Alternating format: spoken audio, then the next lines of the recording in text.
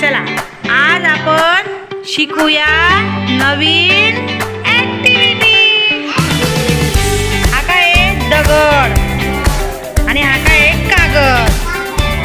दगड कसा असतो जड जड आणि कागद कसा आहे हलका हलका। कागद कसा आहे हलका। मग बघा आता आता हा दगड आहे, हा जर पाण्यात टाकलाय ना हा जड आहे, जड वस्तू पाण्यात बुडून जाते। बघा टाकू का पाण्यात? बघा टाकला हा बुडाला दगड। हे बघा चालला गेला का पाण्यात बुडून गेला। आता हा पेपर, हा काय आहे पेपर कागद।